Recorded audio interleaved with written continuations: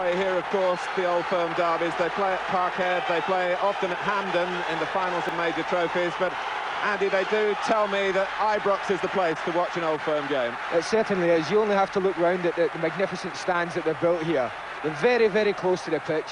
No fences or anything around here, and it just enhances the atmosphere. At Parkhead, the teams tend to be pretty far away from the actual supporters. Same at Hampden, the support and the teams are pretty far apart. But now here we're packed in, everyone's on top of each other. Fabulous atmosphere. So let's check on the Rangers team. They checked out on the fitness of Richard Gough and Ian Ferguson this morning, and both came through. So Ferguson returns to the starting lineup in place of John Brown. Graham Souness has certainly left these players in no doubt that they've won nothing yet this season, and if they don't buck up their ideas, it will stay that way. Ali McCoist needs just that one goal to set a new post-war record for Rangers in league games. He's been waiting a couple of months for that now, so maybe that's been preying on his mind. Billy McNeill has chosen this Celtic side. He had a problem with the suspension of right-back Chris Morris, but Mike Galloway is available again after serving a ban of his own. The number 2 shirt passing to Peter Grant. Jackie Jekanovski and Joe Miller both rested last week. They reclaim their places now. Paul McStay is Celtic's captain these days. He's blossoming with that responsibility, and also with this week's fulsome praise from the Scotland coach, Andy Roxburgh.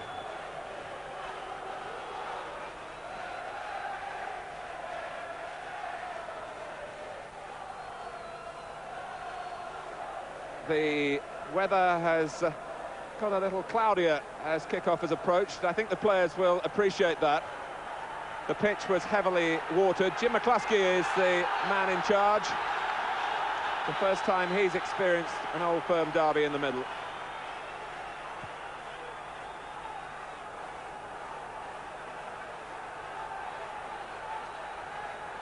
So Celtic to kick off.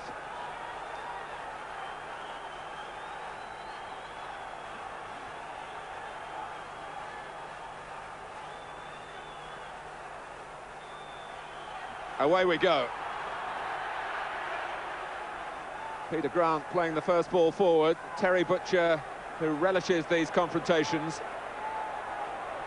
Played back by Dovcek, one of the 2 Poles in the Celtic lineup, who've been away in Poland this week on international duty, as indeed Pat Bonner has been with the Republic of Ireland. It's never easy for players after the exertions of travelling to play for their countries to come back and feel absolutely at their peak for the forthcoming league fixtures. That's why the club managers are sometimes willing to pull players out when the representative games come round. Gary Stevens was at Wembley with England, and a winner there.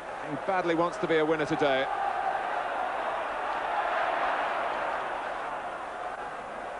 Tense early moments. Butcher taking no risks and urging his back line out.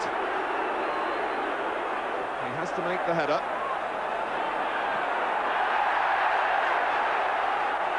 Here's Stuart Munro with his first joust with Joe Miller.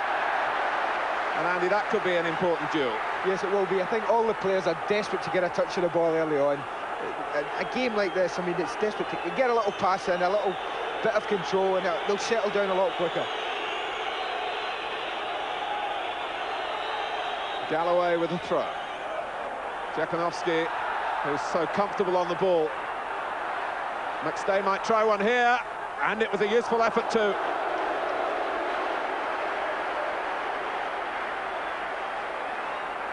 Chris Woods, who had a memorable midweek and served England well, as the substitute for Peter Shilton. He's actually got some bruised ribs after a clash with Terry Butcher when the goalkeeper had some difficulties dealing with one of those Branco free kicks, and Butcher helped him out. Celtic trying to make the running here. And it's always tense, whether you're English or Polish in this Scottish setting.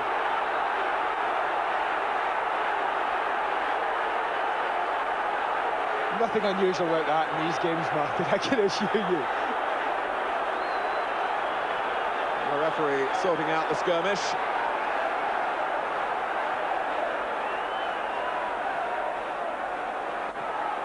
it wasn't the best of clearances from Woods, and it's given Celtic a chance to move forward with some menace here, with Miller support from Galloway.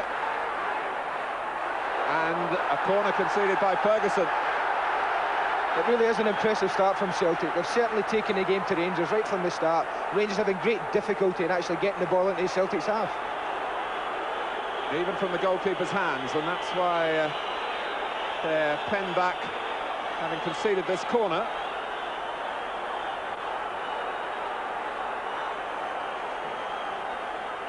Paul Elliott poised from a very deep position to make a charge in at this. Here he comes. And it's a corner on the other side.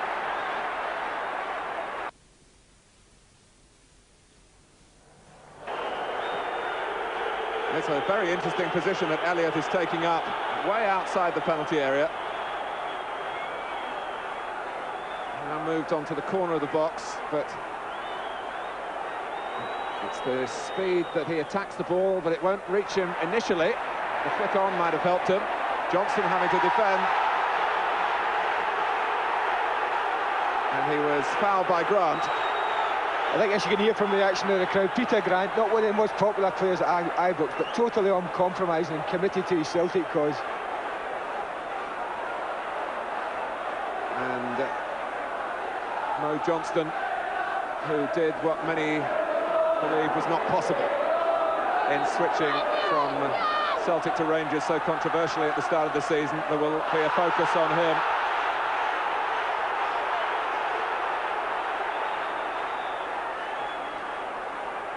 Well, in the early tackles, the ball not always the focus of attention. Nigel Spackman to take the free kick for Rangers. Richard Goff's gone forward.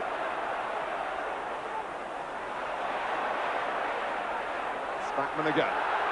Helped on by Trevor Stephen. Spackman, who really does all the up and down graft in the middle of Rangers midfield, allowing Trevor Stephen to embroider the play. But it's not going to be easy to embroider anything in a match such as this. If you get one touch, you're lucky. 2 touches in a row, and you are something special. Johnston wants to release it quickly. Galloway trying to use his strength. And Rangers looking to assert themselves really for the first time in the game. And it's not coming easy for the home side. They've taken 5 points out of 6 from 3 league meetings with Celtic this season, but lost in the Scottish Cup, of course. Every match has been a tight one. It has, and looking at the teams early on, it's noticeable that Rangers have decided today to put Trevor Stephen wide on the right. He has been playing infield in the middle of midfield, but Graham Souness has decided maybe to give him a little bit more space in this type of game, to play him wide. Johnston. Mark Walters. Oh, it came off Elliott. Johnston tries to curl it. Just had a sight of goal by that far post as we looked, and he looked too. Stevens. Elliott backpedaling. Yes, Morris here, great little, knows exactly what he's doing, but Pat Bonner wise to it.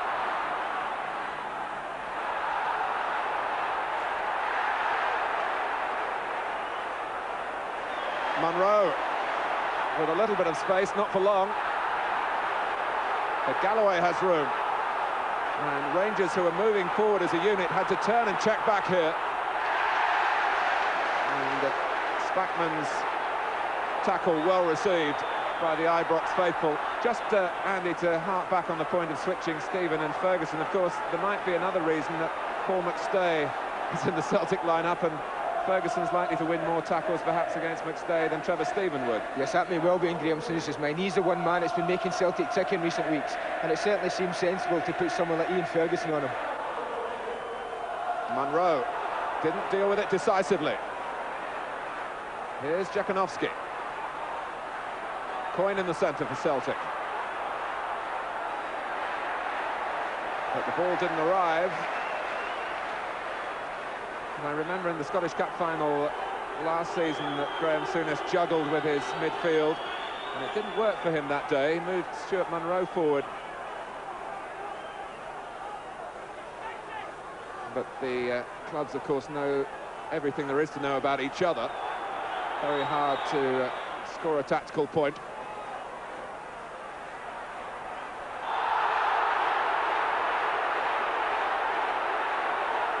Well, even the players with flair being asked to do their tackling.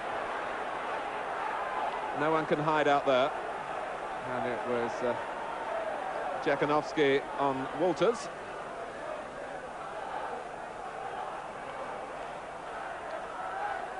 Ferguson, close to McStay then. Picked off by Butcher. Now Walters. And Joe Miller also having to get back behind the ball when he can.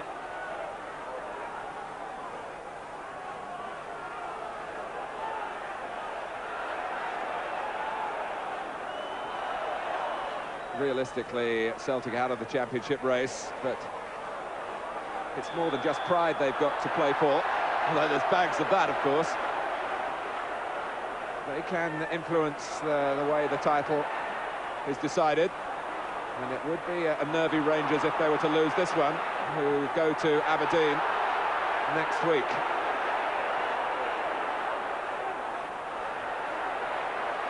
It's a corner. Sorry, man, it's a nervy Rangers start. I'll say that for them. And there is so much that's habit about football, and when you are in something of a rut, as Rangers are in, it's not easy to extricate yourself. Celtic with far less pressure on them today, even Graham Souness admits that. But Rangers are the team under the microscope, particularly at this corner, which is taken by Miller. Met by Stevens for Rangers. A corner again.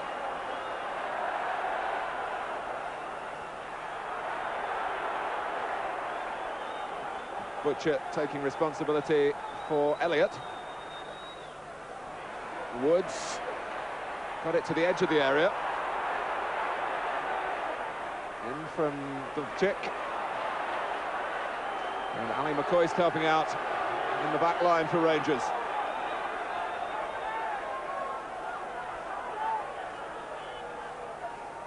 Celtic have settled quickly here at Ibrox.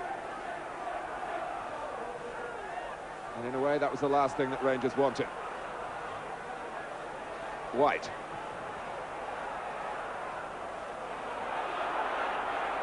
Good work by Ferguson against Rogan. Johnston, Trevor Stevens' pass. Switching the point of attack for Rangers. Walters shoots in the end. Oh, and Bonner's lost it. And Maurice Johnston, who so often picks up the pieces, then was a little too quickly onto the scene. It was a terrific effort from Mark Walters, who avoided the obvious then. Yes, I mean, this is why this man's so important to Rangers. He can win the game with one piece of magic, cuts inside, people expecting the cross, and that's a tremendous drive. Pat Bonner actually did brilliantly well to stop Maurice Johnston. Paul Elliott scrambling it away, but that'll settle Rangers down more than anything else. And Bonner wanted to know what went wrong. There was no cover once Walters had got past one. I think that's exactly what he's asking for. He doesn't want to let Peter Grant a one-on-one, because Mark Walters will relish that situation. And Peter Grant, the makeshift right back. Chris Morris, the regular right back, suspended. Oh, and Walters confident in his ability, even when it comes to the back pass. But I don't think the fans appreciated that much.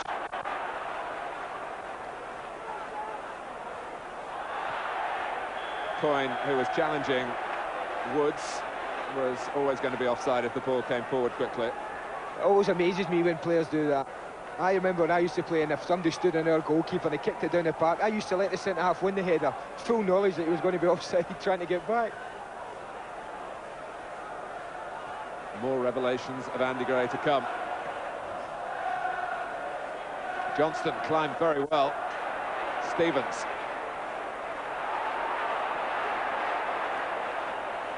Well, Trevor Stephen and Gary Stevens have got a well-tuned understanding when they do operate in tandem down the right-hand side. Here's Ferguson, infield. Ooh, the first turn almost made the space he was looking for. And the referee's whistle stopping what was becoming a useful little spell for Rangers.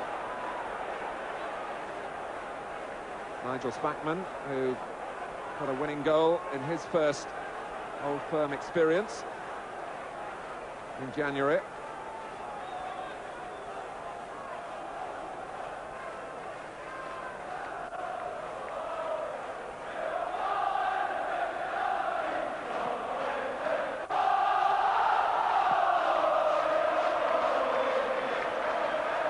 Goff having to cover because Coyne got the better of Stevens in the air.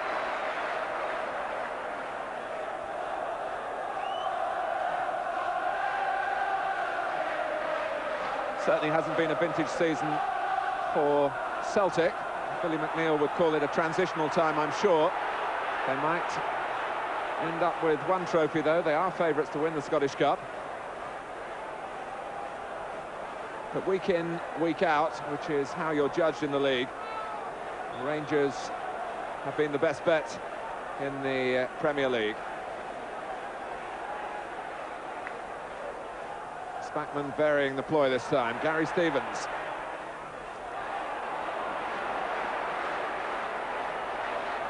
That's a terrific throw by Bonner, because Miller almost made something very dangerous from it. Munro is a very popular character with the supporters and indeed with his teammates. He needed to be at his best then. Elliott.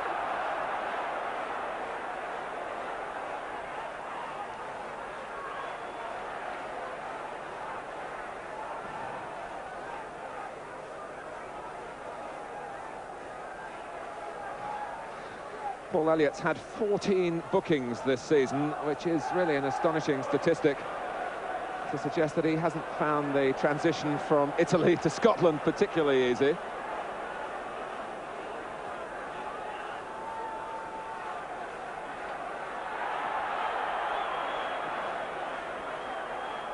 Dovcik's throw eventually, and in the end it was too late and too far forward. He's thrown away possession. And Johnston has got a good angle here. Elliott slaps it away.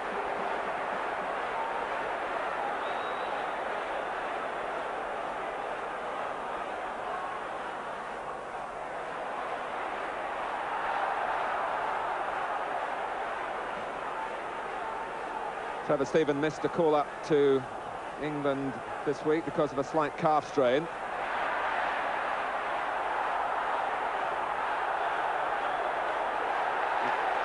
The linesman points for Rangers. I think the referee has seen it the other way. And Spackman wants to know why.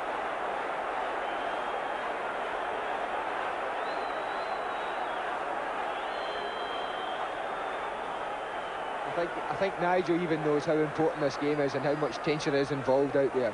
It is settling down slightly now. We've had a hectic 15 minutes and players will start to become a lot easier and a lot more relaxed, but it's never like a normal league game, that's for sure. Well, Rangers were looking for an offside then that they didn't accomplish. The linesman was quite right to keep his flag down. Butcher giving depth to the defending once more, but Jekanovski almost got past Butcher. They found a way out of trouble impressively. Munro.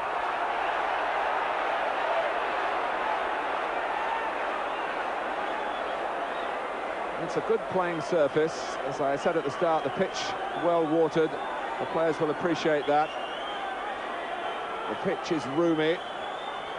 And if some of the edge does disappear, then there's every chance of those who want to play the open game getting their way. And there are plenty of those on both sides.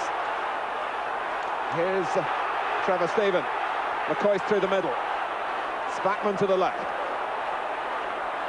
And Celtic almost inviting Nigel Spackman to shoot. Ferguson on for Stevens. It's not an easy angle, and it took a deflection. It's a corner to Rangers. I think Gary will be disappointed, Gary Stevens. His first touch let him down dreadfully there. Ian Ferguson's done it ever so well. Poke a little ball through to him, and his first touch really should have been better there.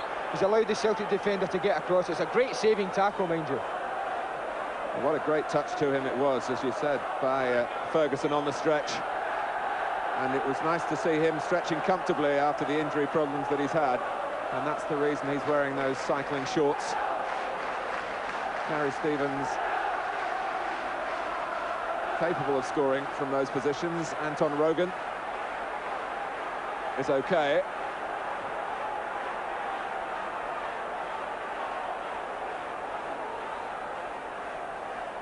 Goff wanting it hit deep to the edge of the area. Wasn't deep enough for Rangers.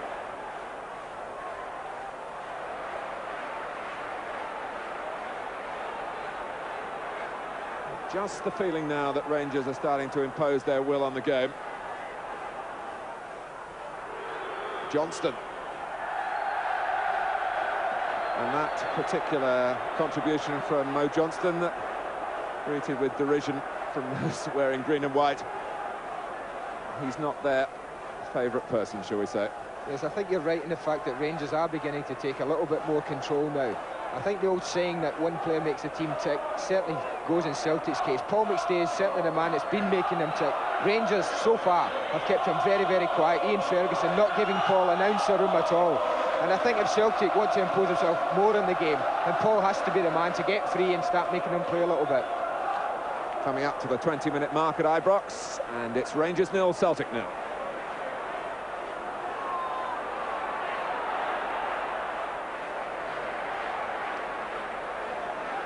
Here's Grant. It wasn't the only choice from even this particular 11 to play at right back. Galloway could have filled in there. Rogan's played there. Galloway able to maraud from midfield the way Billy McNeil has put out his side.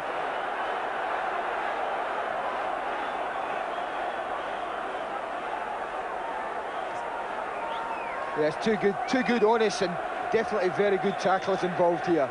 Nigel Spackman just catching him there, but no doubt Mike Galloway will have something to say about that before the game's over. Jekanovski very nearly wriggled free to have a side of goal. Away by Ferguson. Grant trying to line one up. Walters, who was the way forward for Rangers then, by his skill with the ball at his feet. Trevor Stephen, who can pass it sublimely. Stevens,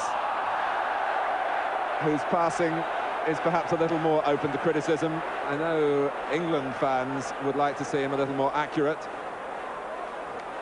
And it was a shame for Gary Stevens then, because the move carried quality and promise. They want to keep Celtic penned into this corner if they can. And they've got, even better than that, they've got a free kick for some shoving by Tommy Coyne.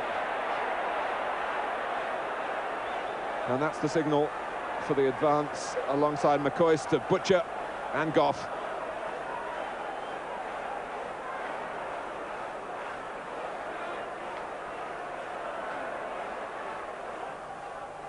Oh, it might come for Ferguson. And now for Stevens. Celtic have got an offside decision in their favour, which didn't find favour with the Rangers supporters, particularly those in line on the far side there.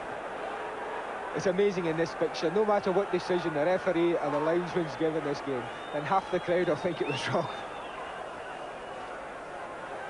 Linesman Robert Walsh, I'm sure he was right.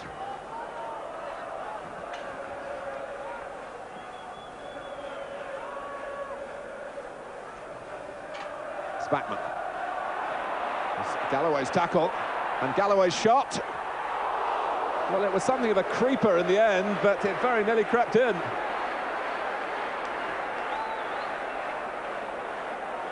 Great versatility to Mike Galloway's game.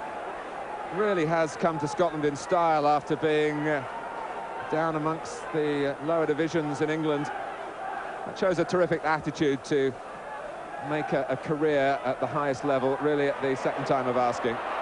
Walters, who's always had bags of promise since a schoolboy.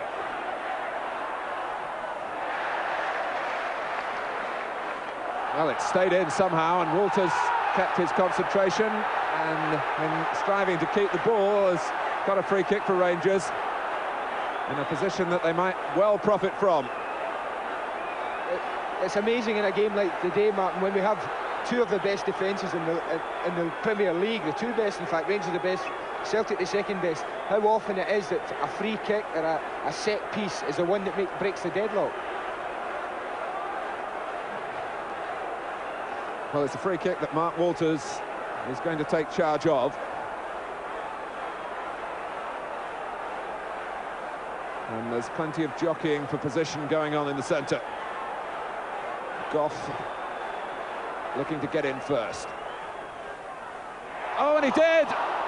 And it was a very good chance. Oh, that's a tremendous chance, no doubt the chance of the match. We just said free kicks sometimes do it. It's a great free kick. Richard Goff loses his marker and really should hit the target from there. In fact, reminds me of one he missed in midweek against Argentina. Very similar position, and did the exact same thing with it. Well, having lost the marker, that was a difficult job. Putting it in the net from that position seemed much easier, at least getting it on target. And it's a match where we may not get many such opportunities. Celtic let off, and just adds to their confidence. They haven't been in the game as much since that strong charge from the kickoff, really, when they were first to really show their colours.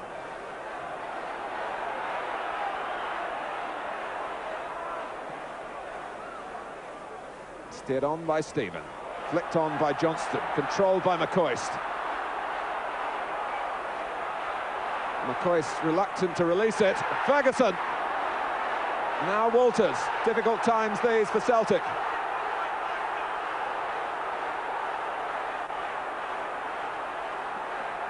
And even McStay can't find a route to safety, and it's a dive. Oh, a difficult one to interpret there.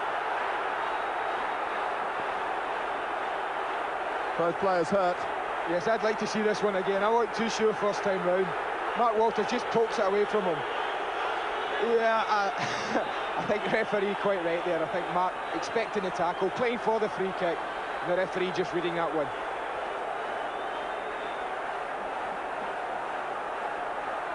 But McStay, a moment before that, was backing his skill to carry the ball out of trouble for Celtic, and even he couldn't manage it. The Rangers collectively launched themselves at him.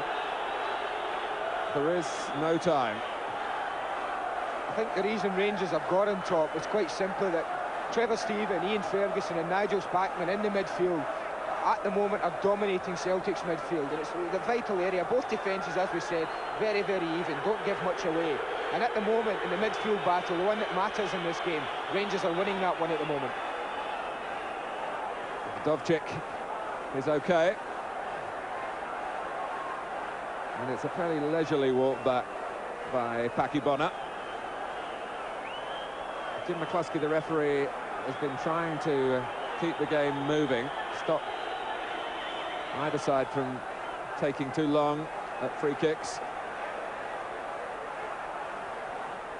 Galloway, oh, that's offside. Coyne. Tommy Coyne, who settled the most recent Old Firm meeting, the cup tie at Parkhead. And they used to say about him when he was based in Dundee with Dundee United and with Dundee that he didn't get his goals, and he got plenty of them with Dundee against the big clubs.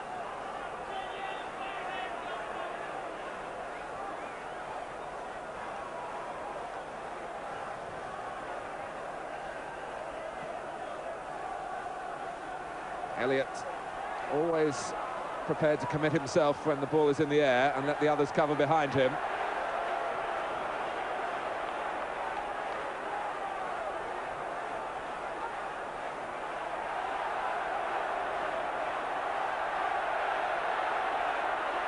Monroe in danger of being penalised for taking too long at the throw. Elliott up well again as McCoist waited for the ball to drop.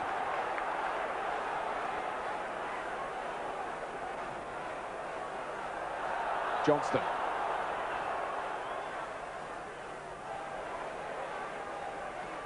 Flipped in by Butcher. That's Richard Gough trying to meet it. Oh, it's a handball! Anton Rogan. A clear penalty. Yes, I don't think there can be any doubt about this. It's a super ball from Kerry Butcher. Gough comes in. Oh, there's no doubt about that. You can't do things like that in your own penalty area and hope to get away with it. What was he thinking about? 28 minutes gone. And Pat Bonner faces a penalty to be taken by Mark Walters for Rangers.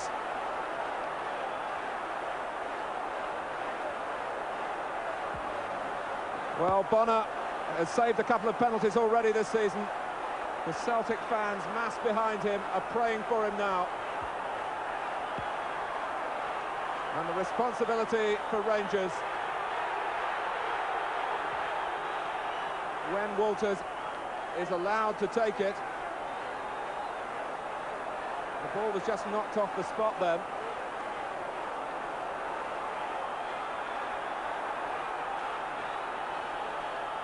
Of paramount importance for Rangers, this. And Bonner got to it but couldn't keep it out. Mark Walters, 1-0.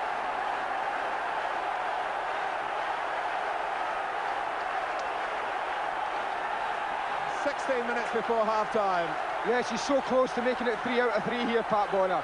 Guesses the right way, gets across magnificently, it's low down. Oh, I think it's close. He'll be disappointed in seeing that he hasn't actually stopped it. But I think really the pressure that Rangers have put on Celtic the last 15 minutes, they always looked like there might be a goal on the way, and that's what we've got. So the hand on the ball, first of all from Rogan to concede the penalty, then on the ball from Bonner to try and save it. But both times it's gone Rangers' way, and now they'll begin to believe here that this is the perfect way to return to winning ways.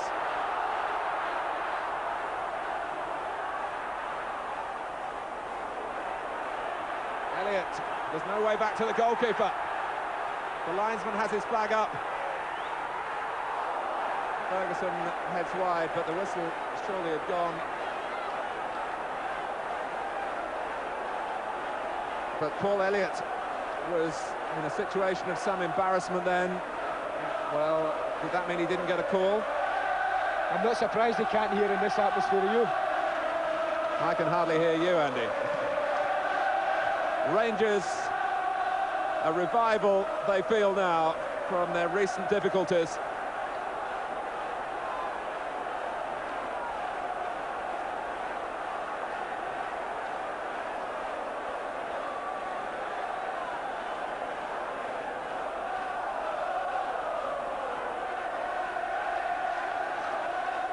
Galloway. Here's Spackman. Elliott has plenty of pace to go with his aerial ability. Johnston making him work all the way then. Mark Walters, who's taken his tally of goals this season into double figures.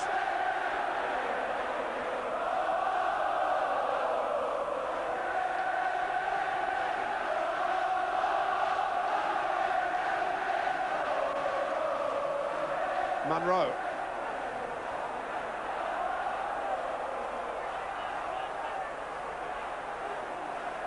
Well, this isn't just a parochial affair when you think you've had a handball by an Ulsterman, a penalty by an Englishman, almost saved by the man from Donegal.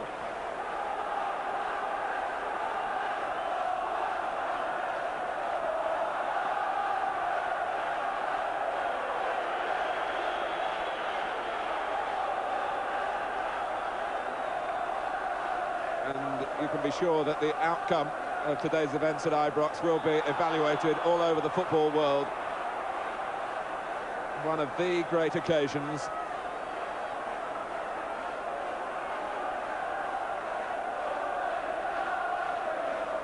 Elliott.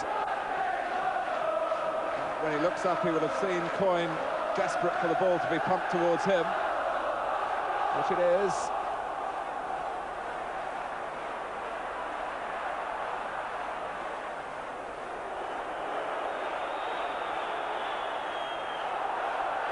Oh, and Bonner, in taking the ball calmly back into his own area, was challenged by McCoist, who...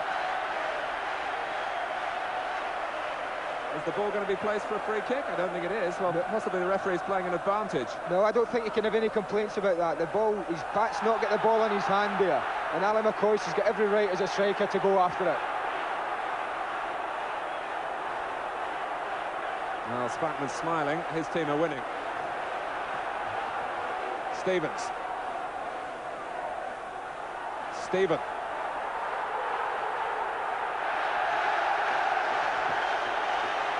And what it has shown really here, that Rangers do have the extra clout in attack. It hasn't all come off for them so far. Johnston's found goals not so easy to come by in recent games with McCoist, but I would suspect he would get chances the way this game is developing. Bonner pats it away. Here's Johnston in a provider's role. Ferguson. Ferguson felt he was played into trouble then, and maybe if Ian Ferguson had a less injury-interrupted season, he might have approached that with a little more confidence.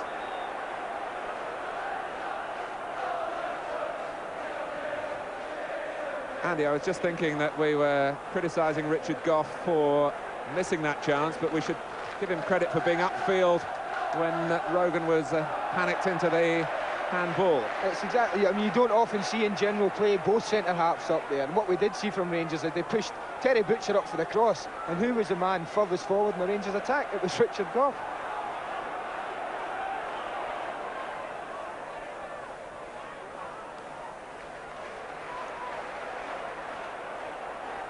Ten minutes to go to half-time. Rangers 1, Celtic 0. A penalty from Mark Walters.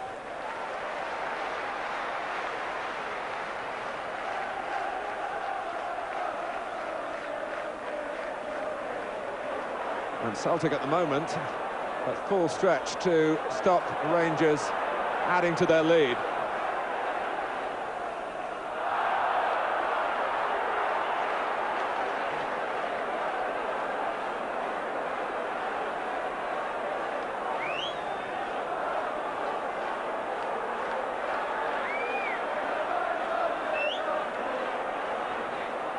Will it be Stephen or will it be Walters?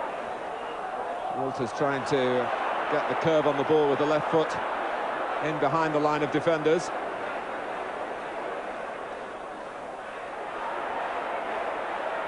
In from Stephen. Well, Bonner was pleased that that didn't go to his right as Richard Gough came in again in the position of most menace to Celtic. Yeah, he's very far forward. He takes a nasty one there, Richard Gough. Not like him to stay down unless there's something wrong. Well, he was down and in an offside position if you say that he was interfering with play. Oh, and Bonner might have been calling that law into question if Walters had chipped the ball over him and under the bar, and surely they can attend to Gough now.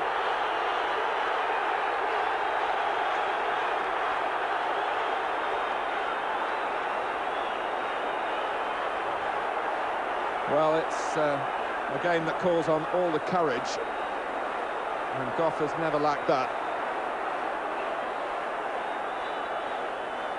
It looks like he's taking a dig in the ribs, probably a knee just coming in there as he dived through for the header. But I don't think Celtic players can have any complaints about the referee stopping the game. You know, if a player stays down for any longer than 20 or 30 seconds, I mean, he must mean he's quite badly injured. Well, we can look again at the incident that led to the injury. Yes, it's a good little ball. This is Mark Walters actually just after it. I mean, that's a measure of his confidence. When Mark Walters is on song, then Rangers tend to play a bit. And this is where Rangers, although they're stopping Celtic in midfield, what they are doing in attack. I wish I could lip read.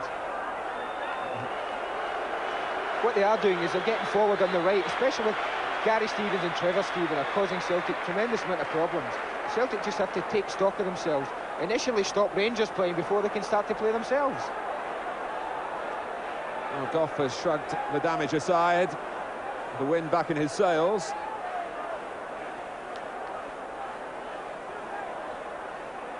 And play will restart with the dropped ball, and that is a contest within the contest. Galloway and Spackman.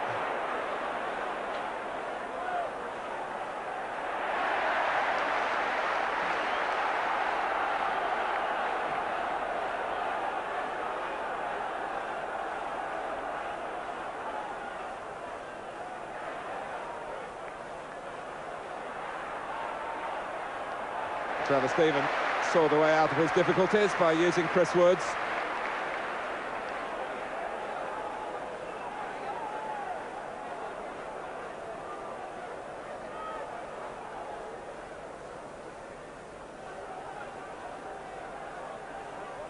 McCoist. And again, Ferguson going a-hunting, and Goff once more. Oh, and Johnston picked out by McCoist. 2-0, splendid goal. And Rangers on their way to wrapping it up in the first half. His finishing skills are formidable. This is a tremendous finish. Alan McCoy's very aware. This is what striking partnerships are all about. Super run across from Mark Walters, clears the way. And that's a magnificent finish from Maurice Johnson. An international class finish. Actually, the move starts when Paul McStay's tackled tremendously by Ian Ferguson in midfield. That was a brilliant tackle that started it all. A great ball in, and that's a super finish in anyone's language. There are none better in that situation.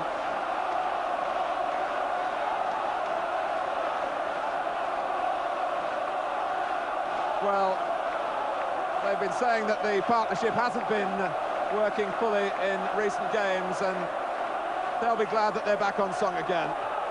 But in any game, that was beautifully constructed, and in this match, it's very special indeed.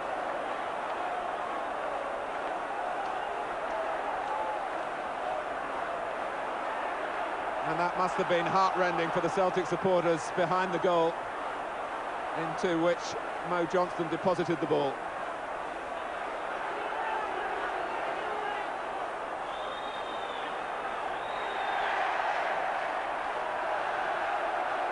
And I just wonder whether Celtic have got the class, really, to rekindle the contest. I think it's going to be very difficult for them. I think looking back, they've certainly missed Peter Grant's influence in midfield. That was a big blow for them, Chris Morris being out suspended. But full credit to Rangers. From a shaky start, they took the game by the scruff of the neck, and it really is going to be very difficult for Celtic to get back in it. One thing is for sure, in these matches, you can take nothing for granted. Players draw on reserves that they don't even believe that they have.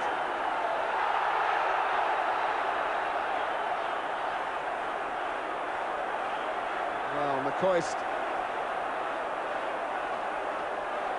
in a little episode on the far side then,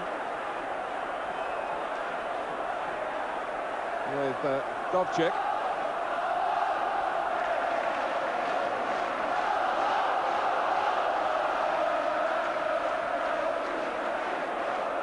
Walters. Rangers are on a roll, and Celtic could be caught out again. Stephen. Oh, and Bonner! It's even got to him, Walters. A goalkeeper who's been outstanding in international football, finding the circumstances here, making his reflexes dulled. What we see here is the worst of Pat Bonner, and then watch this for a save. Magnificent. That's certainly the way to make up for an error, isn't it? Pulling off a save like that. That could have been the final nail if that had gone in.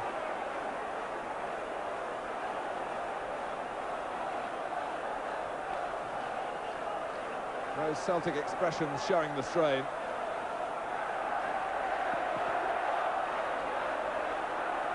Stephen. Great running by McCoist.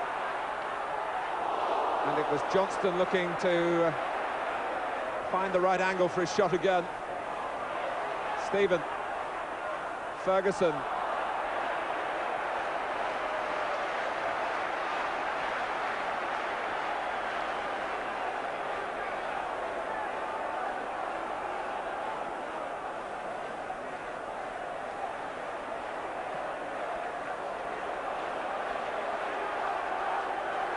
Andy, I'm old enough to remember Dennis Law in his prime, and when I first saw Maurice Johnston when he came to play for Watford in England, straight away there was a comparison there which was a bit unfair on Johnston at that stage, but he's gone on and on as a collector of goals in that level, and now the comparison seems a genuine one. Yes, I think it is. I mean, Maurice, not only is he a goal scorer, he works tremendously hard at his game, never gives defenders a moment's rest. And the comparison now, I agree with you totally, is justified. Maurice Johnston is a world-class goal scorer. Unlike Dennis, he does get in the headlines for other reasons as well. Although I've been reading an article in one of the papers this morning telling us what a great family man he is these days, and I was delighted to read that.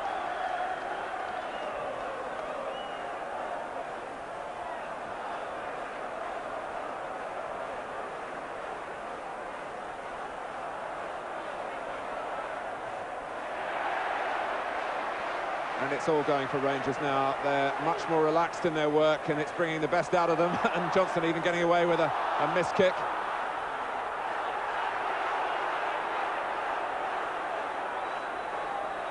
But when you look back on the first half, Andy, the handball, which looked so unnecessary, really the turning point. Yes, it was. It was at the time with Rangers having so much pressure. If you felt if Celtic had weathered the storm, they could have got themselves back into the game. And Anton Rogan, I mean, at a time like that, to give away a penalty, it's just, I don't understand. It reminds me, actually, Anton did do the exact same thing in a corresponding game last season when he brought down Kevin Drinkle for a penalty in the exact same end of the pitch. And it really was silly. But Rangers have certainly taken the honours first half. There's no doubt about that. And I'm sure that Billy McNeill will have some stiff talking to do to his team. I mean, he'll be a very worried man, and one wonders what changes he might make. I certainly think he has to do something in his midfield. I think Anton Rogan and Mike Galloway have not contributed enough going forward for him. And whether the introduction of Steve Fulton or Andy Walker at half-time... Maybe both. Maybe both. It seems the obvious thing. I think I'll be very surprised if McNeill doesn't make a change at half-time. Half-time will be shortly upon us. Time for Celtic to take this free kick. And they would hope to get one back and change the picture and reduce the difficulties for the second half. Stephen. Nicely finding Walters. Ferguson has joined McCoist in the centre. And really all that's left for Rangers is for McCoist to break the record. Oh.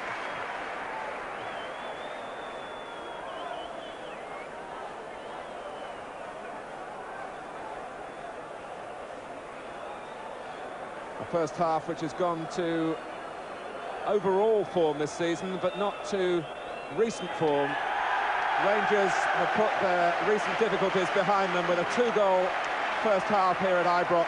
The penalty from Mark Walters, Maurice Johnston with a splendid second.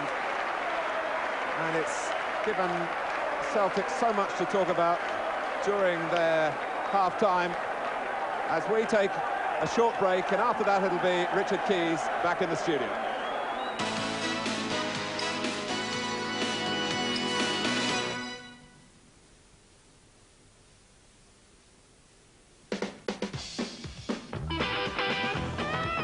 Bo knows baseball. Bo knows football. Bo knows real football. Bo knows basketball, too. No. Bo knows tennis? Bo, you don't know diddly.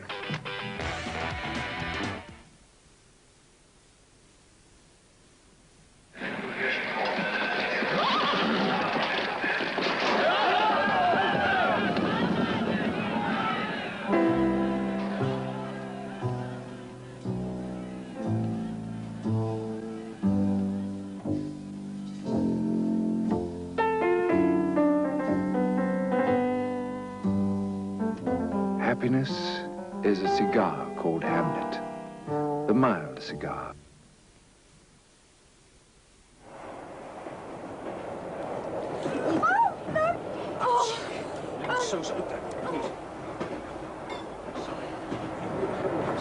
Somebody left the kit. I don't know what people think luggage racks are for. I really am terribly sorry. There are oh dear, it's gone right through. This is great. So sorry. It's so. It's nearly my stop.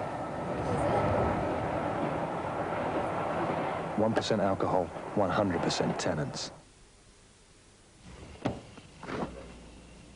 Hi, Mum. You weren't gone long. No, I was playing Gregory. Gregory? Again? You must be sweet on you. Oh, Mum. So what happened? I won 6-0, 6-0. Is that not long? No, for me it isn't.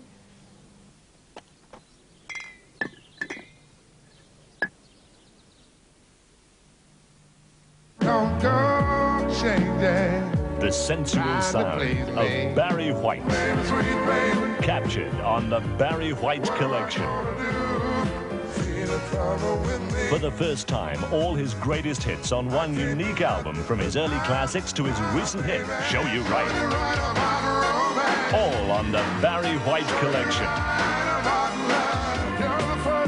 The Barry White Collection, out now.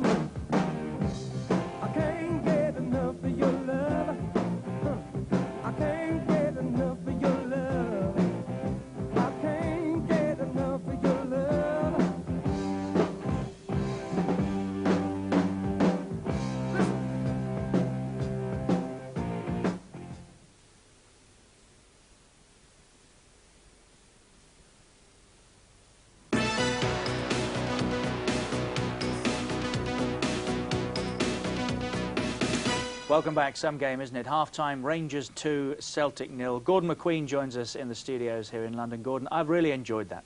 Yeah, it's been a smashing first half, couple of goals and plenty of goal-mouth incidents, and it's been thoroughly enjoyable. That's apart from the Celtic fans, that is. I can't see them enjoying the first half too much. But it's been first-class stuff so far. The commitment, tremendous tackling, as you say, a couple of great finishes there from Morris Johnson, a wee penalty. It's quite a lot so far. Well, I think, as Andy Gray said, it turned on that penalty incident, didn't it? Let's have a look at it again, shall we? Anton Rogan, the guilty party from Celtic's point of view. Oh, yeah, I mean, Terry Butcher swings one over to the back post here, and Anton, I mean, he just took a what he's thinking about here, sticks his hand up, blatant penalty, and I don't really know what he's looking around at the referee for. I'll be surprised if he stays on in the second half. I think he'll be away home in the bus without his fare.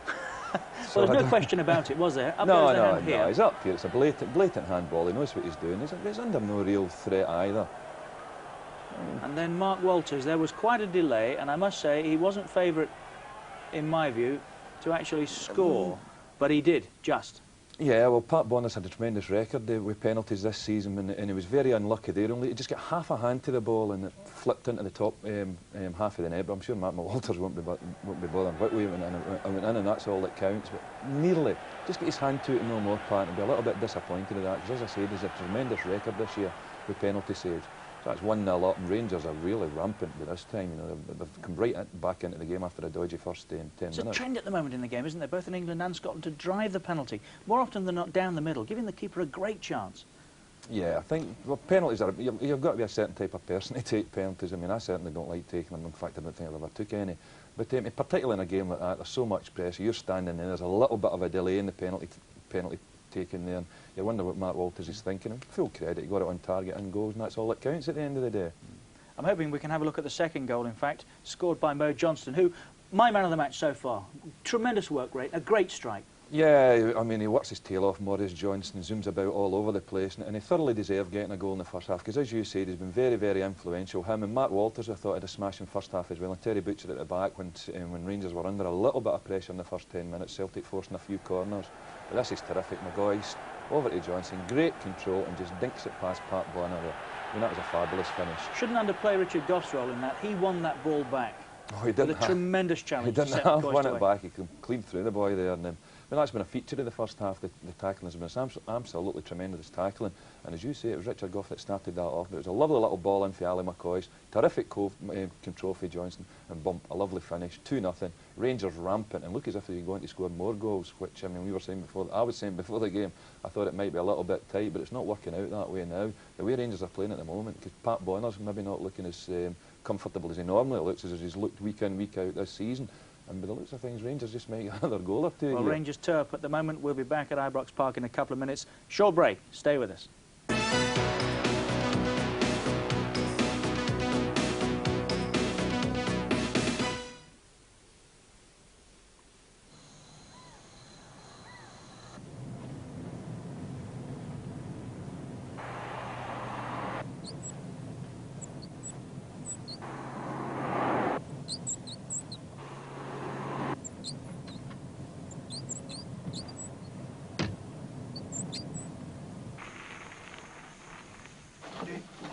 Tutte le ore, sempre, ma sempre qua. Andiamo, vediamo qua, vediamo qua.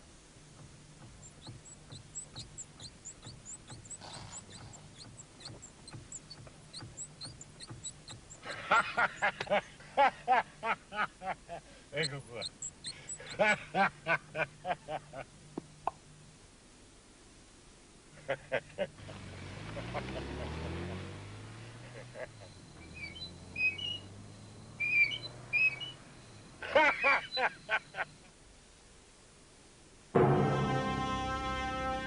For as long as he can remember, man has applied 2 coats to almost everything he's ever painted.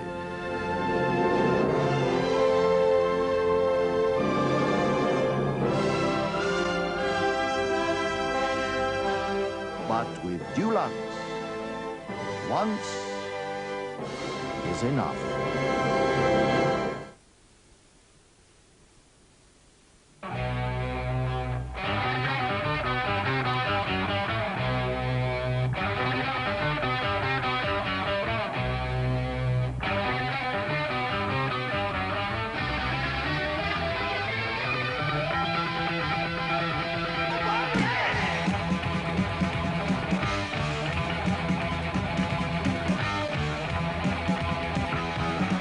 Lucozade, the refreshing glucose drink.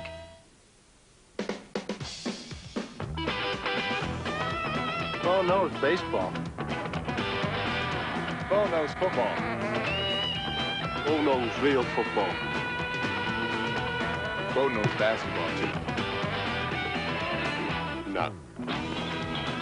Bo knows tennis? Bo, you don't know diddly.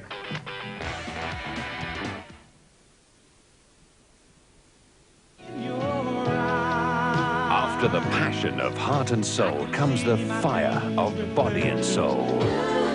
Another 18 classic soul cuts. Featuring George Benson, Misha Paris, Luther Vandross and Tina Turner.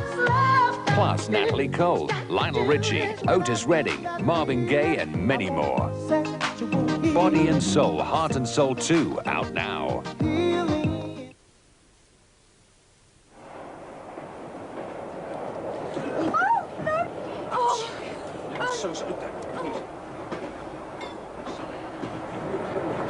Somebody left the kit. I don't know what people think luggage racks are for. I really am terribly sorry. There are oh dear, it's gone right through.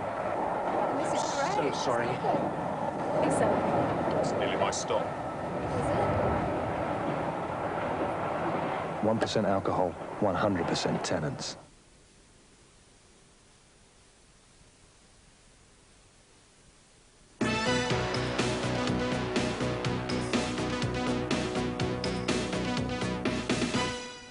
welcome back to Scotland in a moment or so. Gordon McQueen, before we go, I think we can have another look at that second Rangers goal. Tucked away beautifully by Maurice Johnston. But as we said, Richard Gough playing his part with a terrific challenge. Yeah, good to see all the three Scotland internationals involved. Oof, what a tackle. Take that. And then McCoist's away. Picks it up.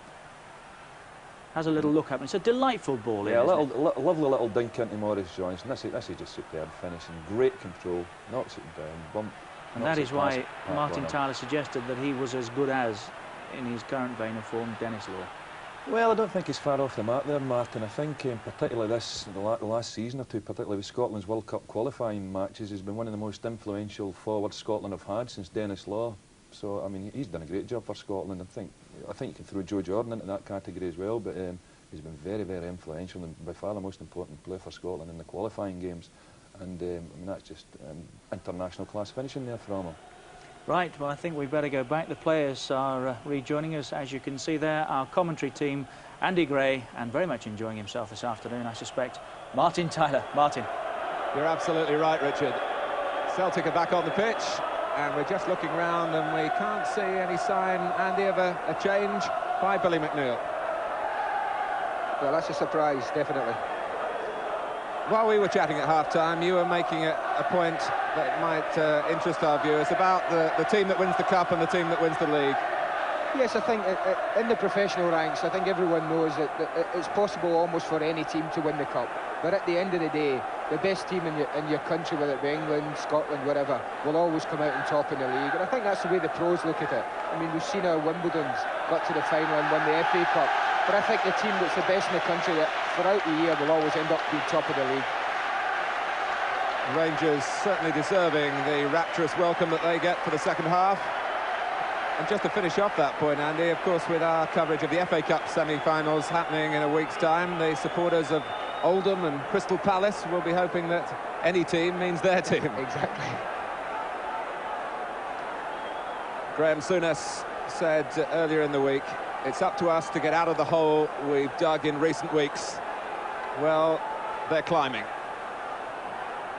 2 up. And the Johnston-McCoist partnership functioning fluently and starting the second half.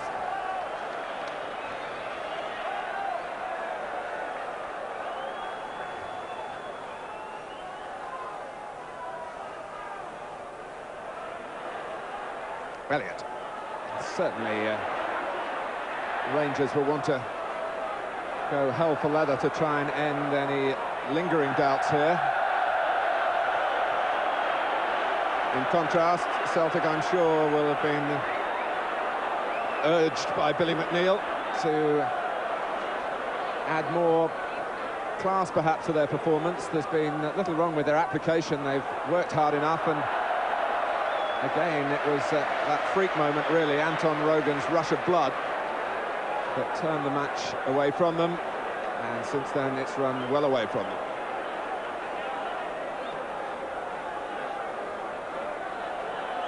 Elliott, unchallenged, but heads straight to Walters. Johnston lurking on the left, McCoist in the centre, joined by Stephen.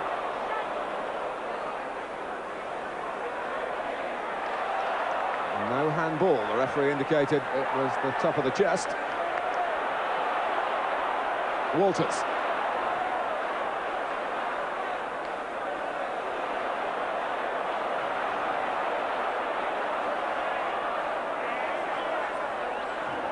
Well, Stevens never frightened to shoot, but sees Johnston in a position that might work to Rangers' advantage. Trevor Stephen. McCoist!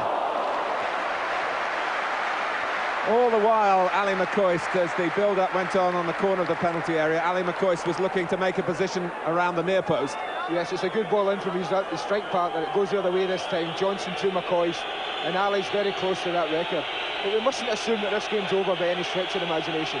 Celtic have been in this position against Rangers many times when they've had bad first halves, and what they do tend to do is put everything into attack, and they'll certainly be at Rangers, there's no doubt about that. There may not be any changes from personnel-wise, but there certainly will be attitude-wise from the Celtic players. Well, the aggressive attitude might be epitomised by what happened just off the ball a moment ago when Galloway caught Spackman in the face with an elbow. And Might be worth just keeping an eye on those two as the move builds up for Rangers through Munro, running willingly down the left.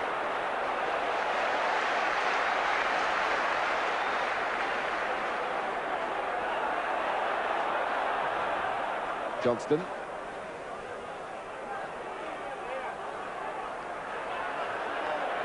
For the most part, the players' behaviour has been pretty good. And it's not easy with so much expected of them on these occasions. But Galloway's perhaps close to breaking point. And Spackman's nose might also be said the same.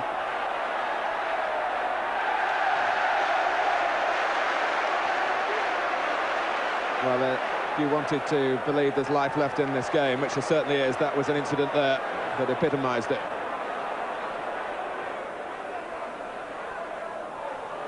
Coyne. Nicely done. Goff simply stood his ground.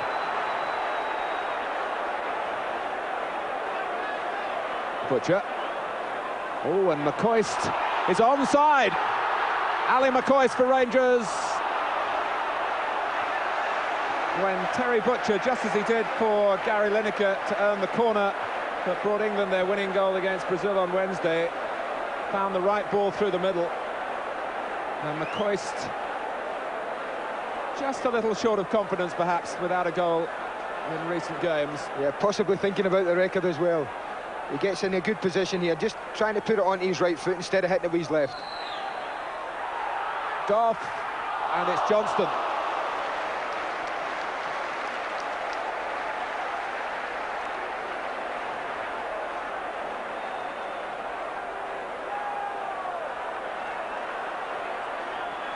Tommy Coyne was down on the ground for a little while, feeling that he'd been pushed as the corner came in, but he might have been pushed by one of his own players. And then it was a little touch by Richard Goff. Maurice Johnson had to stretch for it, but it stayed at 2-0.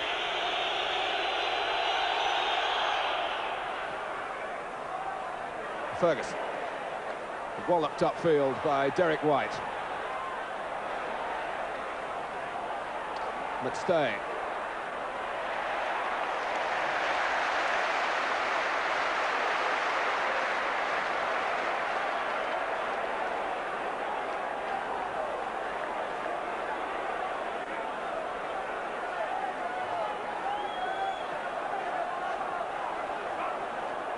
Oh, and Dovcik was wanting to let the ball run then, I think, and almost turned his back on it.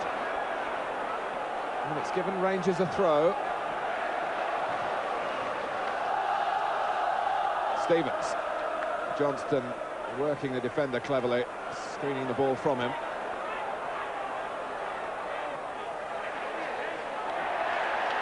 This is brilliantly done by Rangers, and Trevor Steven in the end couldn't find the angle for the final pass.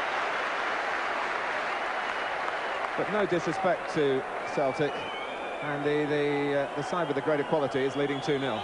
Well, definitely their tails are up, and the confidence of those two first-half goals is certainly showing. I feel if Celtic, they must consolidate now. It's very important for them that they don't give anything away in this little spell that Rangers are on top. And they would love Paul McStay to get a greater grip on things in midfield. His header. Galloway, who won't lack commitment. But beaten by Ferguson. Oh, Johnston had turned his back that time. Goff.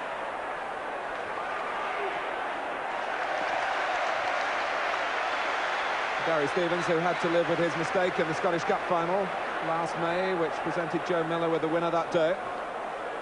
But he's done little wrong in this Old Firm meeting.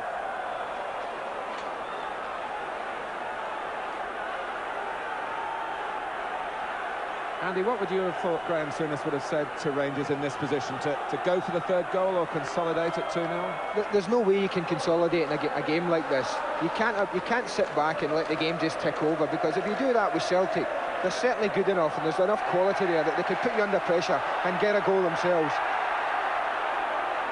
Stevens. Trevor Stephen.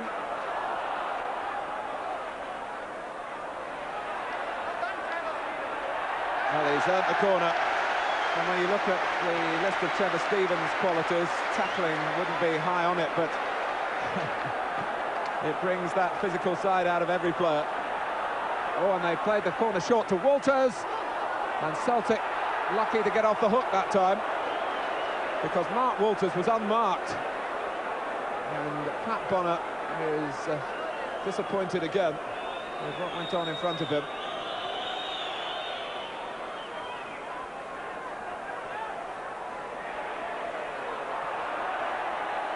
Dovchik. Spackman and Galloway. That's the potential flashpoint.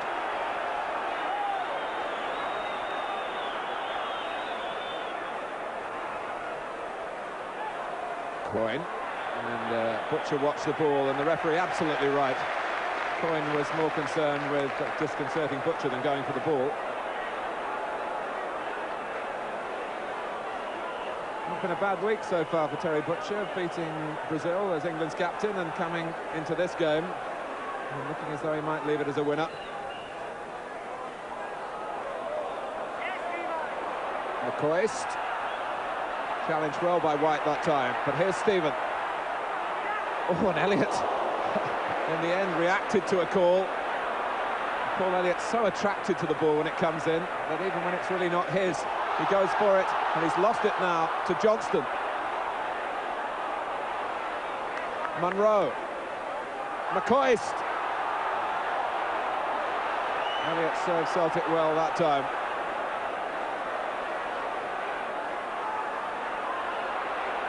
Galloway, offside. Well, Tommy Coyne has shown for Celtic, but we haven't seen too much of Jakunovski up front. No, they've been well marshalled. Terry Butcher and Richard Goff particularly. I'm not really giving the Celtic front two any problems at all. I mean, they're well in control. I mean, Celtic, Billy McNeil, I'm amazed that there's no change being made or any sign of any change being made, because he has to spice up his attack. There's no doubt about that.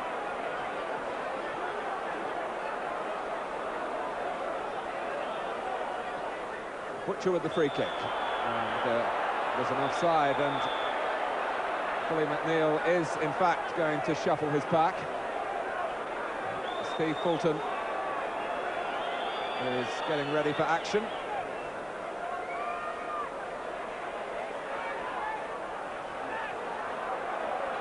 Rogan. I wonder whether Rogan's going to be the player to be taken off. It would be a logical change. Yes, I don't think there's any surprise in that one. I think Anton Rogan, basically a defensive-minded player, playing out of position in the midfield there. Steve Fulton, far more happy going forward, and this is an obvious change for Celtic this time in the game. They have to start taking the game to Rangers. At the moment, they're looking very ragged. Rangers are out of complete control, but Billy McNeil will be looking to this young man to give them more punch up front. There's no doubt about that. Well, he was one of a number of players who caught the manager's eye in a reserve game on Thursday. And the other substitute today, not yet called on, Andy Walker, got a hat-trick in that game. And if it's goals that Celtic are needing, which it certainly is, I shouldn't think it wouldn't be long before we see Walker as well. It continues to go the way of Rangers. And in Celtic's defence, really, they have lost some stalwart characters who are just made for these type of occasions, like Roy Aitken, of course, Mick McCarthy, who was superb in that Scottish Cup final triumph. Not easily replaced. Well, certainly not, especially somebody like Big Roy. I mean, Celtic badly miss his leadership and his qualities that are absolutely foremost in a game like this.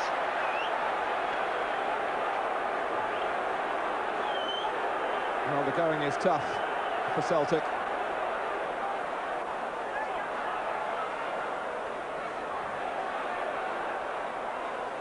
Munro. Bonner is in a hurry. In fact, Coyne wanting the ball to be hammered upfield. The goalkeeper waiting until Jakunovski can get there as well. But it bounces over him. Elliott.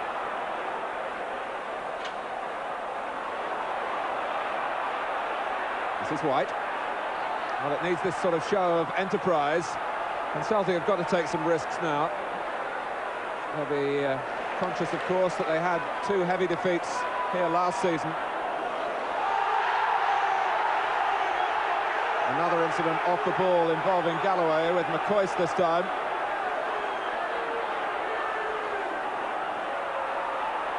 Celtic, if they are going down, we want to go down fighting, but not that sort of fighting. Butcher. Walters, as Grant launched himself and made no contact. McCoist, Johnston. Terrific build-up this by Rangers again, and in the end, Poulton got in the way of something like a cross shot, really, from Trevor Stephen. Yeah, it was a build-up of quality again, as you say, from Rangers. Starting off with Mark Walters, did ever so well, and of course McCoist and Johnson linking superbly once again. And now Celtic have got to try and keep tabs on Butcher and Goff in particular at the corner.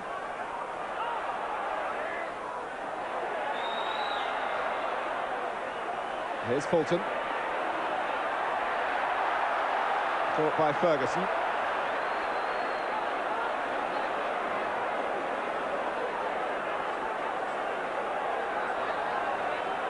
White.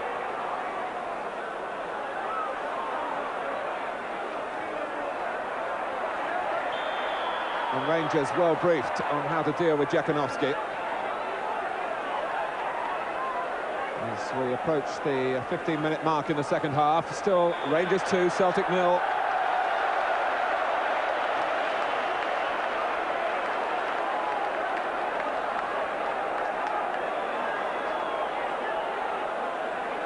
We stressed that Rangers came into this game 6 matches without a win, but they did draw 4 of those.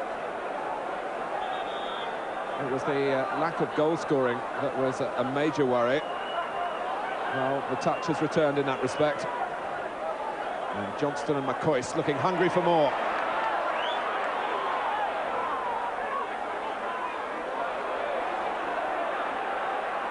Here's McCoist.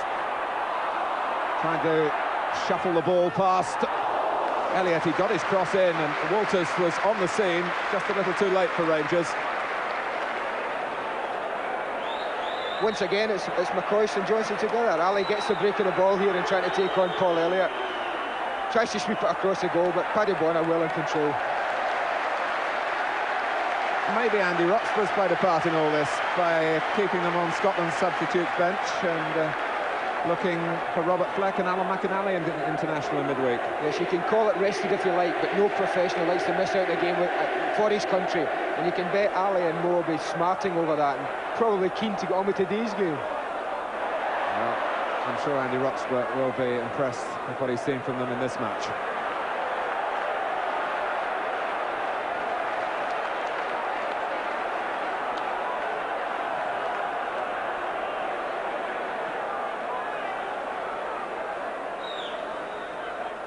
For Rangers, it's a case now of trying to provide more of what they've done so far.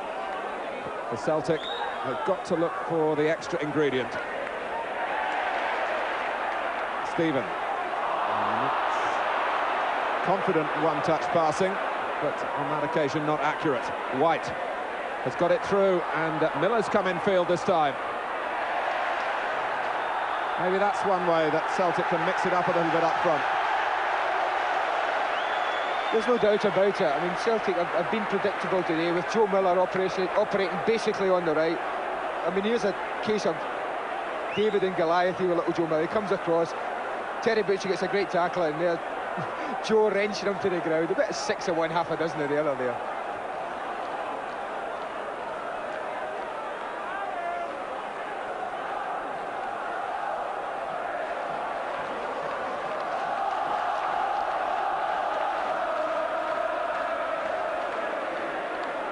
Johnston. Oh, and Walters is trying to get there before Grant. Celtic are going to make their second substitution in a moment. Andy Walker.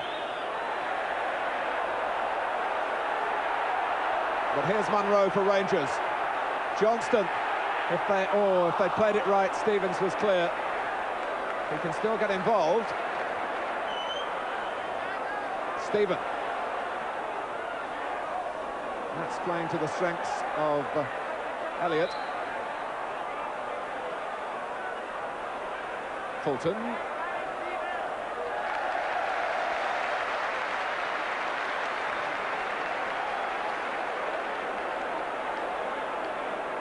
Well, the way the game has gone, the front three for Celtic haven't had any service, and any one of them could depart to make way for Andy Walker. But here's Galloway. Well, that's the sort of spirit that Celtic badly need. Galloway not accepting this as a lost cause. Yeah, it's a good break here. Nigel Spackman just comes back, just catches him. I think professing to the ref earlier that he got the ball.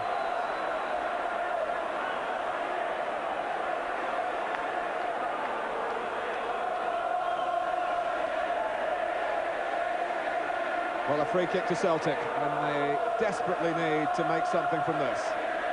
And if they were to score, who knows how Rangers would react.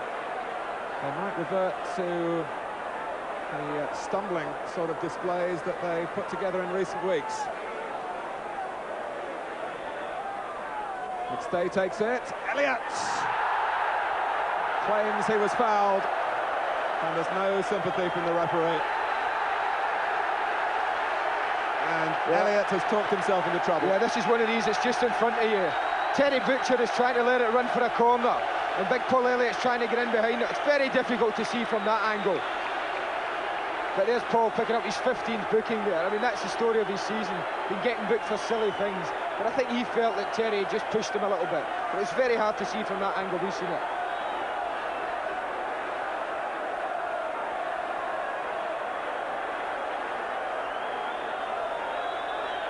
Well, I think they know how to spell the name by now. But it is extraordinary. Andy, you ever get anywhere near as many bookings as that in one season? I was happy with as many goals as that in one season.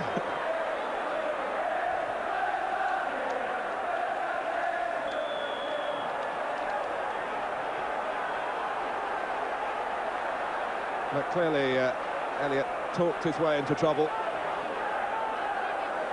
But Celtic having a crack now.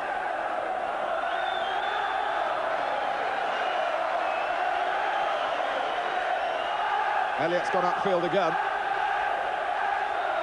I don't know whether White can get it that far. He has done. But they've got to turn and chase back now.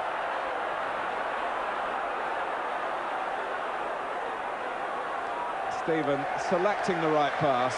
There was no ball on further forward, and he has had a calf strain, remember. I wonder whether that little conversation with those on the bench is to suggest he might not go the distance.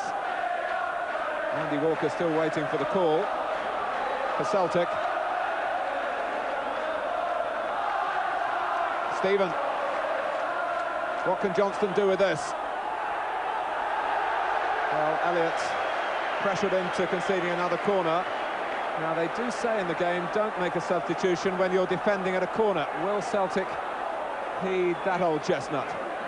And they're leaving Walker where he is, so that those who are still out there and are attuned to the pace of the game can mark as tightly as they should from the Celtic viewpoint.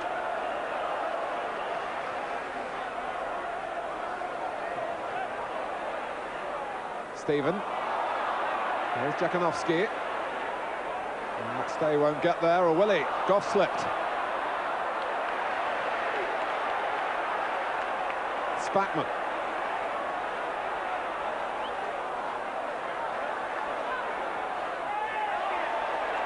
Ferguson has turned White, who recovered very quickly indeed. Sometimes we don't pay enough tributes to good defensive play, but that certainly came into that category. 1-on-1, and White won the battle. Actually, Rangers want to make a change as well, and Phil Boersma was looking up at Graham Souness in the stand, waiting for the call. Maybe the phone didn't ring down in the dugout. Jakanovski goes off for Walker. That's the Celtic change. And it's going to be Brown, John Brown for Trevor Steven, who's just going to make sure that muscle strain isn't further damaged. And if you want a tough guy to come on and just make sure you don't lose any battles in midfield, I would think Brown would be on your list. Yeah, certainly. I think Celtic straight swap, Andy Walker for Jakanovski up front. I think John Brown will move over to the left and Rangers will pull Matt Walder to the right side. John being a left-sided player, I would imagine he'll go left, which he is doing immediately. Matt Walter's pulled over to the right, and as you are from there. But I feel it's the time now with Celtic. I always felt in the game if you're 2-0 down, you've got nothing to lose. You're as well getting beat 3 or 4, but having a go for it. And I'd like to see Celtic, you know, let's have a go. If we're going to get beat, let's get beat well. Are you sure the fans would rather that? Are you really sure? That's why I'm not a manager. One thing the Celtic supporters can take heart from is the second half performance so far.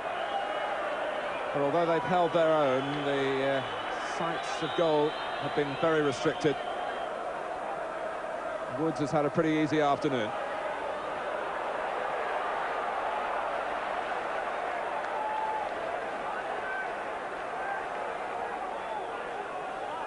McCoist.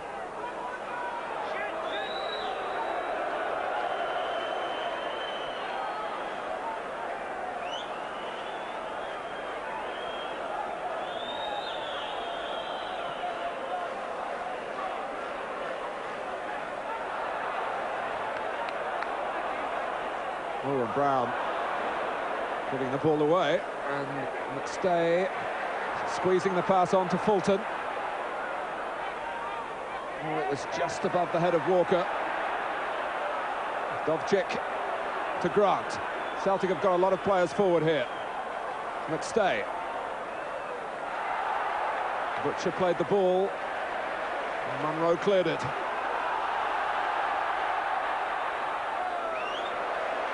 Paul Elliott's got impressive speed. If only he can solve this disciplinary problem. He's got enough points to avoid relegation anyway.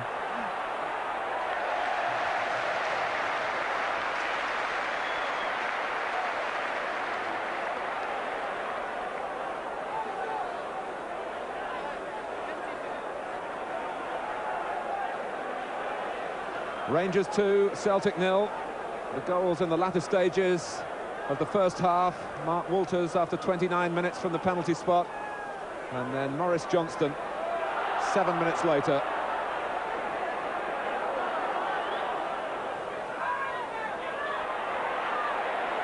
Walker. Grant. Celtic trying to grasp the nettle here.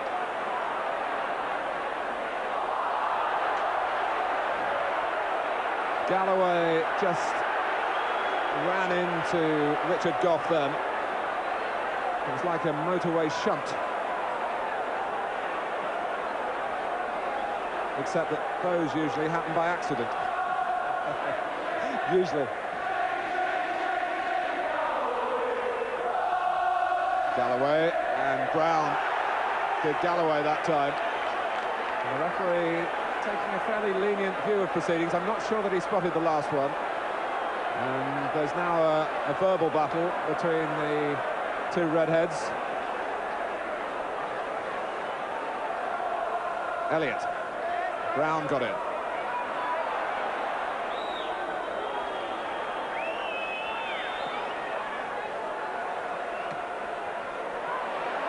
Spackman. Well, Spackman was warned by the crowd rather than his teammates that there was trouble coming from behind. It was Andy Walker. And Spackman having to be restrained now.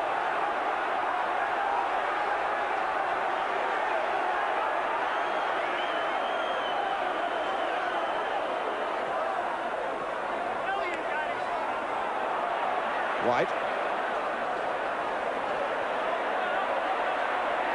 They just can't get the ball to Miller, Celtic, to see whether there is a chance to take on Munro, and it's the passing of Rangers that we admire again there.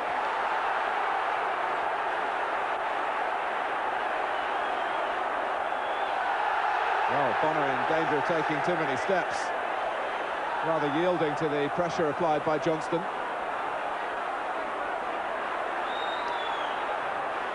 Here's Fulton. There's still time for Celtic to recover, even if in truth they haven't really looked like scoring. I think you're quite right. I think Celtic have got them under a bit of pressure now. I think they're giving it a shot, certainly in the last 5 minutes, looking for that one break that would maybe make Rangers panic. Fulton. He's got a high-quality left foot. Johnston. Elliott and McCoist. And that, I think, is going to be interpreted as an accident. Yes, Elliott's been allowed to leave the scene rather than leave the pitch. Yeah, I don't think Paul Elliott's seen him coming. I think he's got his eye on the ball here. Just gets nicked off. Morris just nicks it off. Gets flicked up in the air. And both players actually, yeah, both players watching the ball. I mean, it's just unfortunate for Ali McCoist that he put his head there and Paul Elliott put his foot. But what Rangers have done, just looking through, they actually must be worried about Mike Galloway making these forceful runs from midfield. And Nigel Spackman, who's been on the whole game and has worked tirelessly, just beginning to look a little bit jaded. They've actually decided to put John Brown fresh on Mike Galloway to trail him in these runs. As Ali would say, it was only my head. He worries about his looks, that boy, though.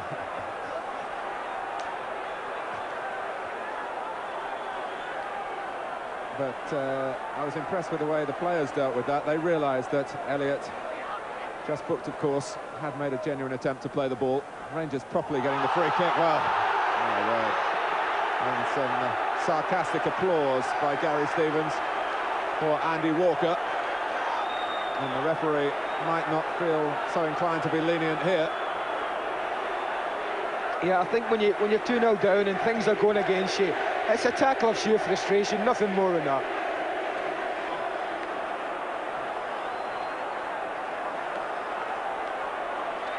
Well, Walters can exact some retribution from the free kick. Here's Brown, trying to get a better angle for himself.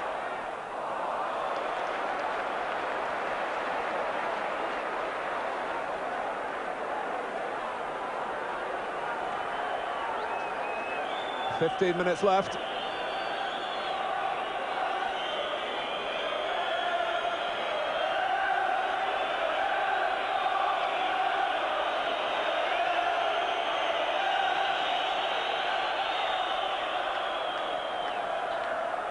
Galloway.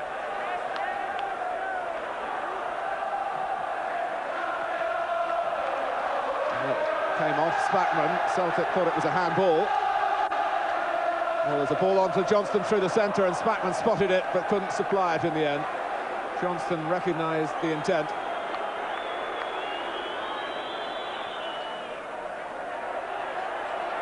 McStay having to play on the retreat, and that's a sad sight for Celtic. Those around him haven't really cleared enough space for Paul McStay to play in. Coyne. Galloway. And Brown doing the job that Andy Gray spelt out a moment or two ago. Grant thought about the cross and instead invited Miller into the game. And that might be meaningful for Celtic here. It's brought them a corner.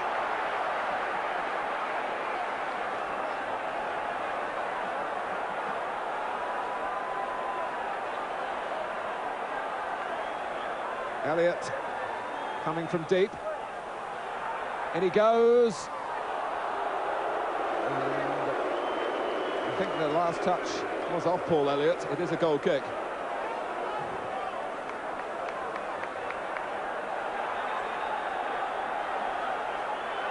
Chris Wood's keeping his concentration there, knowing that potentially there is work to come, although he's been mostly unemployed this afternoon. He'll be hoping that Mo Johnston and Ali McCoist can continue to unsettle Celtic at the other end of the pitch and take the pressure off Rangers. with 12 minutes to go. Butcher backpedaling. Munro repositioning. There's an offside now against Miller in the middle.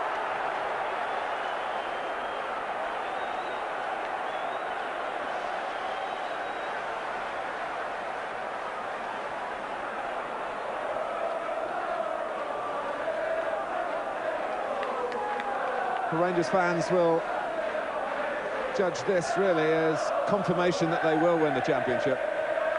I think everyone at Ibrox feels that today's game, having the poor run, was the one that was either going to clinch the championship or give them a very nervy ending to the season. And they certainly didn't want to go to Aberdeen in a week's time, having lost to Celtic today.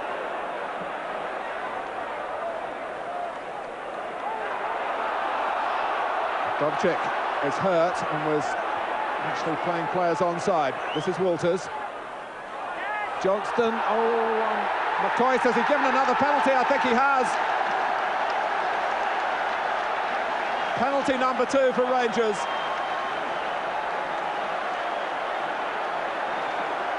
Let's go, like Mark Walters did ever so well. Crosses this one into the box, doesn't even look to beat the player for once, thinks I'll get it in there, comes across, Morris goes up, and Peter Grant, I think, the culprit there. It's one of these where, I mean, it's 6-1. I think if you're in a Celtic jersey, you're very, very annoyed that a penalty's been given. But if you're an attacker, you're always looking for that as a penalty. Grant on Johnston. Will they give McCoist the chance? Walters whipped the ball in. It was testing for Celtic, and Grant pushed Johnston down.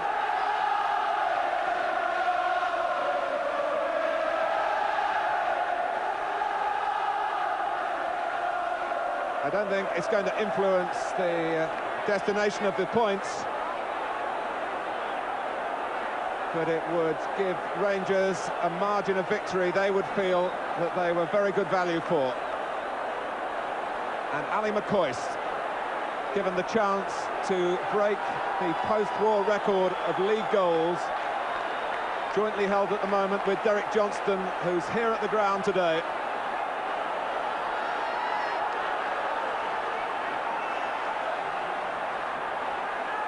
Here goes McCoist. He's done it! 3-0! And he's had to wait a long time.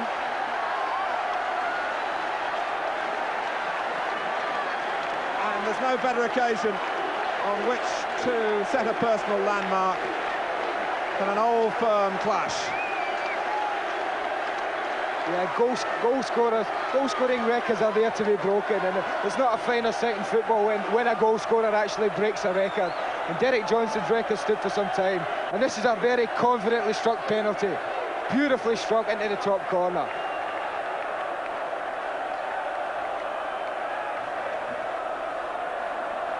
It's all up for Celtic now. The effort that they put into the second half has, in the end, counted for not very much.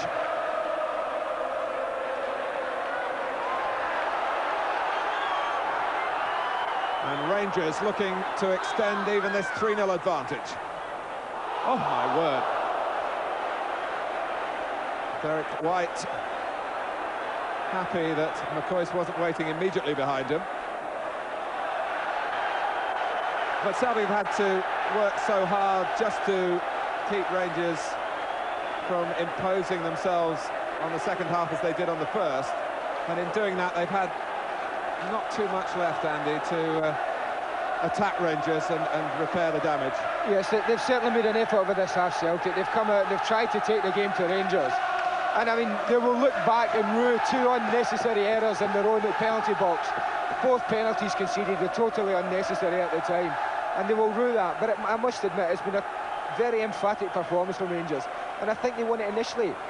In the tactical battle, I think Graham Souness's ploy to play Trevor Steven out wide and sacrifice him in the middle of midfield, and for my money put Ian Ferguson, someone who's taken a tremendous amount of stick in recent weeks, has been man of the match. Not only is he quieting Paul McStay, but he's done a job himself in attacking vein for Rangers, and that's very difficult to do. And for me, he's been the one man who's been superb today.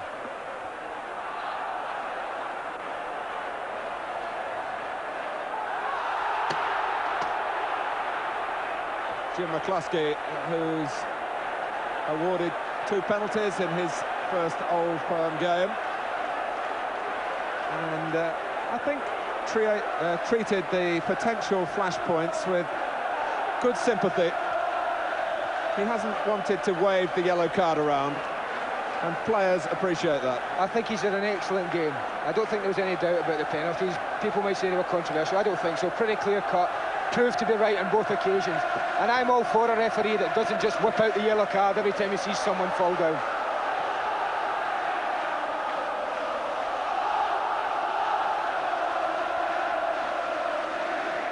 Celtic are coming to terms with what is a painful experience. This season of league meetings is going to pass without them having one single win against Rangers.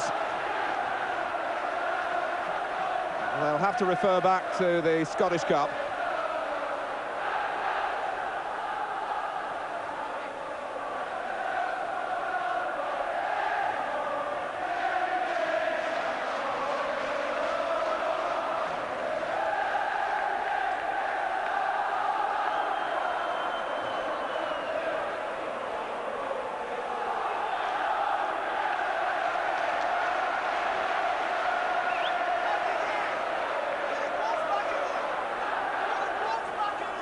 Rangers may not be finished yet. Oh, and the free kick. Walker stopped Goff playing the free kick, which he wasn't entitled to do there. And the first to take exception to that was Ian Ferguson.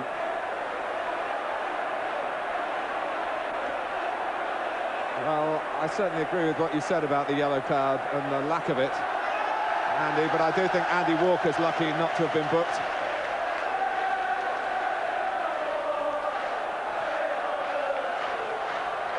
Ferguson, oh, terrific work from him.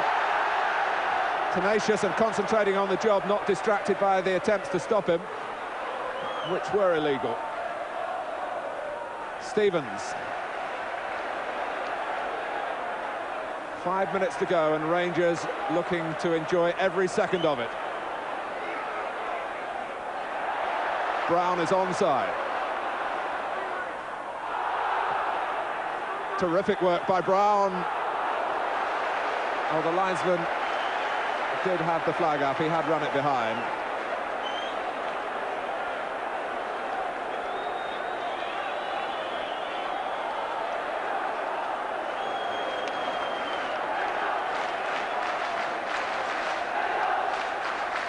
Goff and Butcher have dealt with everything hit through the middle at them, although Goff had to think quickly then, after the first header had dropped Celtic's way. But everyone wearing the Rangers light blue has enjoyed this. Yeah, I think Billy McNeil will be disappointed in probably the areas or the players that he thought could win the game for him. Paul McStay, Jackie Jakanowski and Joe Miller just haven't performed at all. But one mustn't take anything away from Rangers. You can only perform as well as you're allowed to. And Rangers haven't allowed the key men in the Celtic team to perform.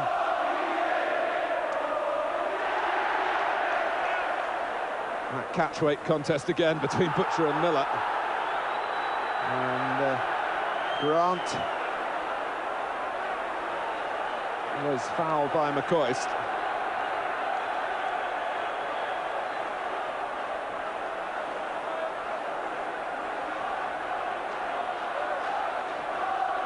But I think the Celtic supporters, and indeed the players, might go away from here wondering what would have happened but for that first penalty, which you have to say was unnecessarily conceded. Though it did come at a time when Rangers were controlling the play, but still hadn't solved their recent difficulties about scoring goals. The penalty changed that, the first penalty, and they haven't looked back.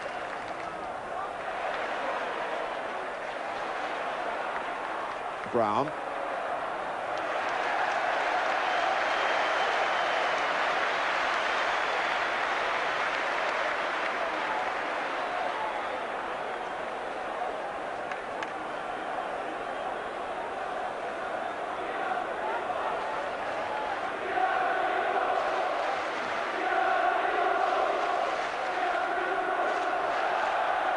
That's happy reading for the Rangers fans.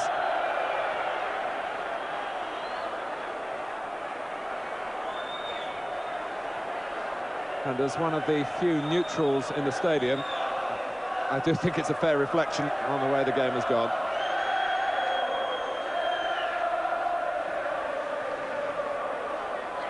Maybe the only neutral in the stadium.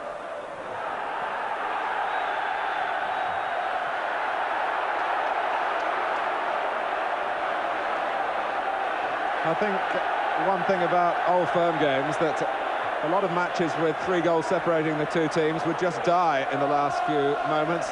There is absolutely no chance of that happening here. The supporters don't allow it.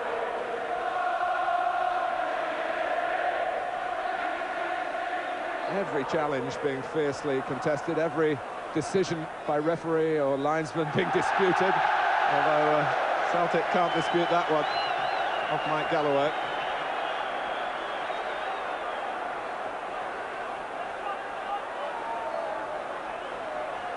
Galloway back from suspension and possibly not fully fit. There was a scare that he was coming into the game with an injury, but he will have done everything Billy McNeil expected of him in terms of effort and commitment. But he hasn't been able to influence the course of the game.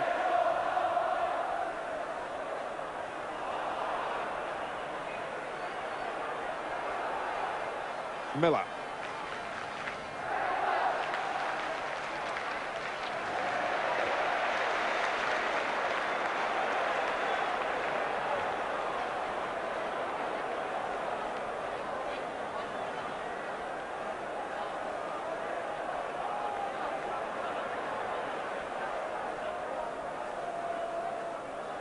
Munro's header.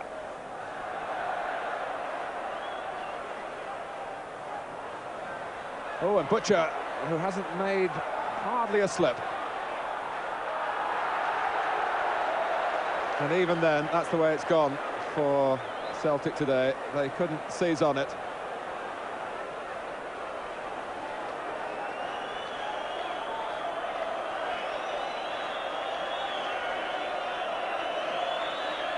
Final thoughts, Andy? Yes, I don't think anyone can complain about the scoreline. I think Rangers got it right straight from the tactical start by Graham Souness and Walter Smith. Tactically, they got it exactly right. And what they wanted was it from the players. And certainly Rangers have looked to Keena to get the result. As in the cup tie some weeks ago, Celtic looked as if they wanted the result. There's no doubt Rangers looked as if they wanted it today.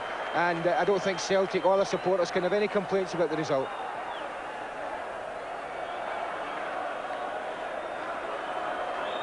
Elliott. It's another offside. And Celtic come up short again. Rangers have returned to winning ways, or the crowd think they have. The stoppage involves, though, a booking for coin for another disputing of the decision. And when players get suspended, maybe they look back and think, well, I got myself booked when we were 3-0 down in the last minute. Maybe that's a lesson to be learnt.